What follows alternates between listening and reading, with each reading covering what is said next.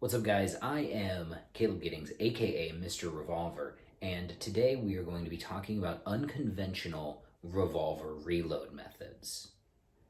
Now, why do we even care about reloading a revolver, especially in the context of a civilian self-defense encounter? We know from looking at civilian self-defense encounters that the odds of needing to do a reload are extremely rare. They just don't happen. However, I'm a big believer that we should have this skill. We should be good at it in case we are in the statistical aberration shooting that does, in fact, require a speed reload or an emergency reload or something like that. And the other thing that you can do with a revolver, which is more difficult to do with a semi-automatic pistol, is much like a pump-action shotgun, I can also just top off the rounds that I have depleted if, say, I had to only fire 2 or 3 rounds. So there are legitimate contexts where we might want to reload a revolver in a civilian self-defense environment. Now, here's something that we know for a fact. The fastest way to get a revolver back into action, a traditional 6-shot speed loader fed revolver, is going to be with something like this, a Safariland Comp 3 speed loader. That will be our quickest way to get the gun back up and running. But that's not how people carry reloads in the real world for the most part. Most people don't have their full-size revolver with their Comp 3 in a pouch under an IDPA vest walking around like a regular Earth person. What they'll do is they'll have a speed strip in a pocket, they'll have some sort of loading device kind of stowed somewhere, and they'll use that to perform their reload. Now, what we wanted to do today was we wanted to use science to determine what is the best way to carry an unconventional revolver reload. And we've got 3 examples of how people are carrying reloads that I'm interested in. One of them is how I carry my reload. One of them was invented by 2 friends of mine, and the other one I just got sent in the mail recently. So let's talk about these 3 methods of carrying spare ammo for your revolver. The first we're going to talk about is one that you're probably familiar with if you've been following me for any amount of time, and that is the Neomag RASC, which is this little clip right here, paired with a Tuff Products Quick Strip, which is this right here. This is how I carry my reload for my 6-shot revolvers most of the time. The clip allows me to orient the strip in my pocket so that it always comes out with the same orientation, and then the 2x2 spacing allows me to load 2 chambers at a time. This is method number 1 that we're going to be talking about for how to carry an unconventional revolver reload. Up next is the one that just got sent to me in the mail that I'm pretty fascinated by. So this is from a company called Zeta-6, and it's called the K-Pack. And what this does is it holds rounds in a 3-3 configuration, so you can go 3 in the chambers and 3 in the chambers. Unlike the Quick Strip, there's no real place to kind of like put a RASC on here, so there's no attachment points, which means this is going to be floating around in your pocket. Lastly, we have the immediate action clip, the IAC. This is a joint venture developed by Darkstar Gear and Cecil Birch, and the idea behind this is you can carry 1 or 2 or 3 of these on your belt. The belt threads through this loop right here, and you have it down here, and it's if you grab 2 and you just drop them into the gun, or you drop 2 into the gun to get it going. What this is this is a modernized version, a modern invention, a reinvention, if you will, of the old 2x2x2 pouch that you saw that was common in law enforcement in the 1960s and 1970s. So this is the modern 2x2 pouch, and you can do it with 2 rounds, or you can get 3 of them and get 6 rounds, which is what I did for the purposes of this video. Now, let's talk about the gun that we're going to test these reloads in. This is my personal Taurus 82. This is a 6-shot 38 special revolver. It has the same pattern holes as a Smith & Wesson K-frame, so K-frame loaders fit it. This gun has about 7,000 rounds on it as of right now. I've shot the hell out of it, and this is what we're going to use to test our reloads. Now, the reason we're going to use this to test our reloads is because a medium frame or large format revolver like this is going to have the most room for error. It's going to be the most forgiving, I think is the word that we're looking for here, right? If I was trying to do this with a J-frame or an 856 or something with a really small cylinder, I have less room for error. Everything's going to be a little bit tighter, a little bit more compressed. So we go with the 82 because that gives me the best chance of getting statistically meaningful data, because it's going to be the easiest gun to reload. Now that we've talked about the gun that we're going to use, let's talk about some of the other gear and the methodology behind it. So I'll be wearing my IDPA concealment for this whole thing, all right? Which means I will have to clear it out of the way to get at the immediate action clips. It means it drapes down over my pocket when I'm reaching into my pocket for the Zeta-6 K-Pack, which will be stored in the pocket of my pants. And it is a little bit in the way of my back pocket, which is where I'm going to have the RASC clipped. So again, our carry locations, the RASC and quick strips will be clipped into my back pocket, which is where I normally carry it. The Zeta-6 K-Pack will be just adrift in my front left pocket, which is where I would carry it.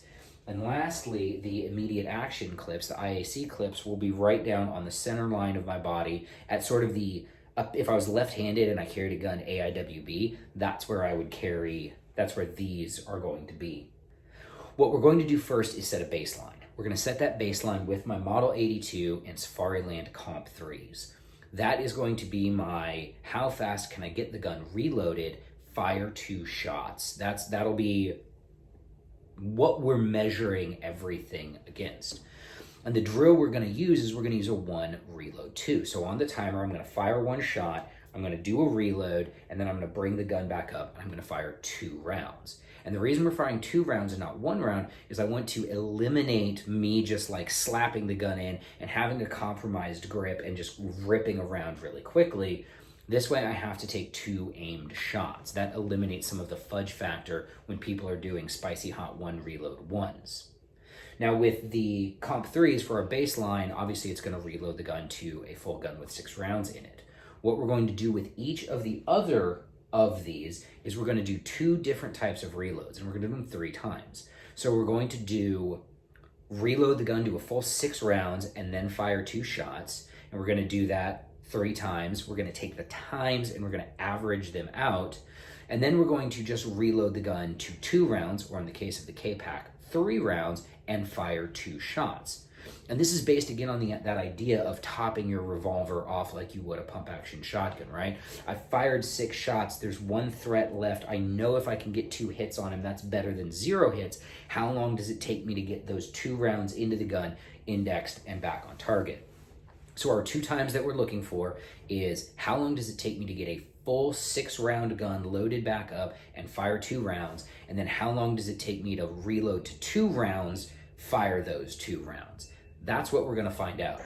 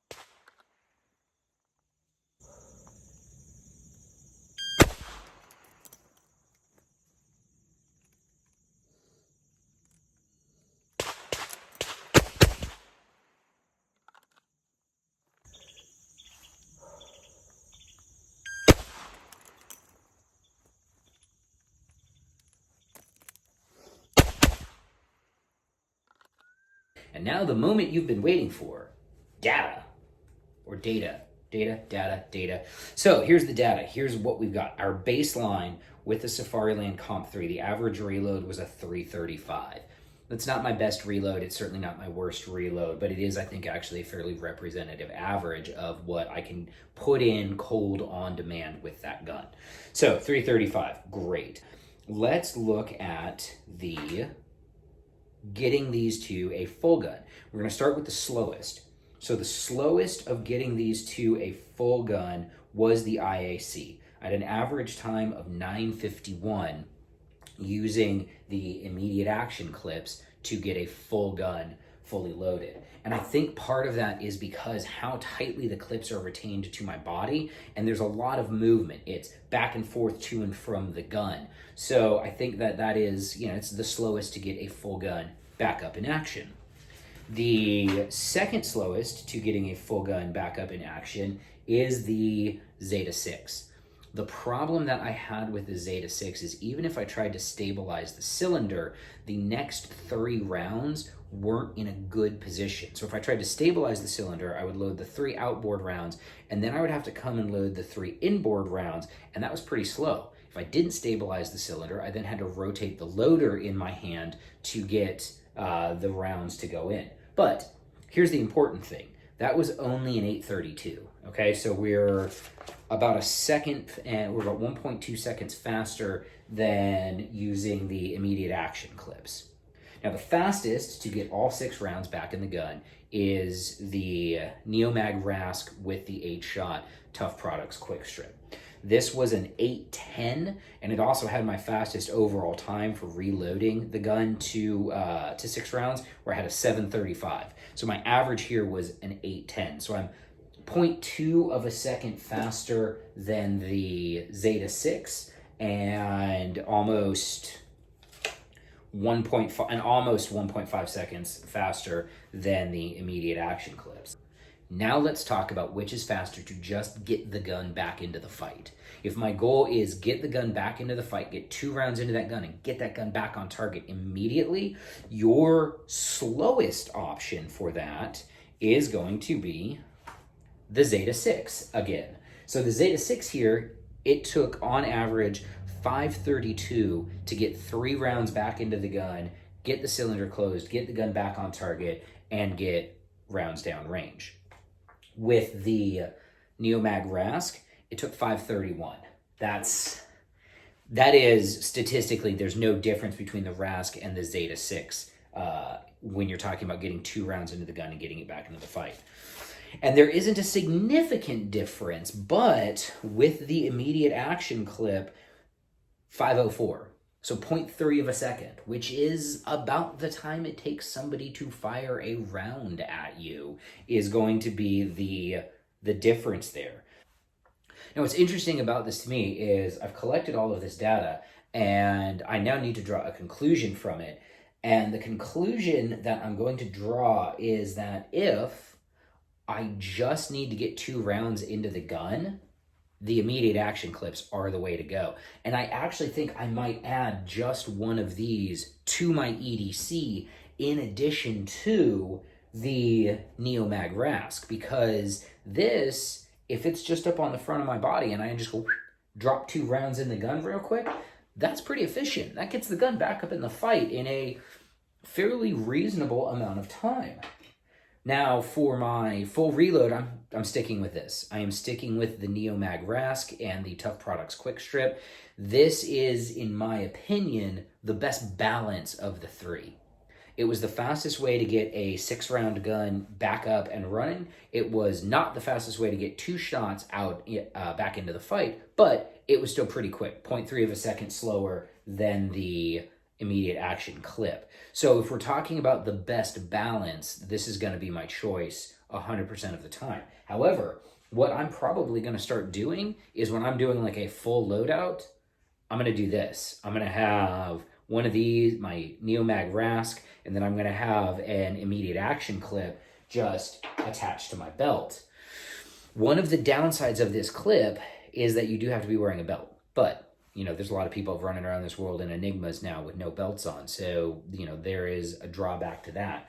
But I think also if I'm doing just like a minimalist kind of deal and I've just got my snubby but I'm wearing a belt, I'm going to throw one of these on and not even worry about the RASC. And I've got 2 extra rounds to solve whatever horrid Cartelio gunfight I've gotten into.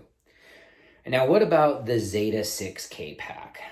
This is not a bad product. I actually like this product. And part of me wonders if I spent more time, had more reps on this, because I did dry fire before this, before I went out to the range, so it wasn't gonna be like my first time loading with it.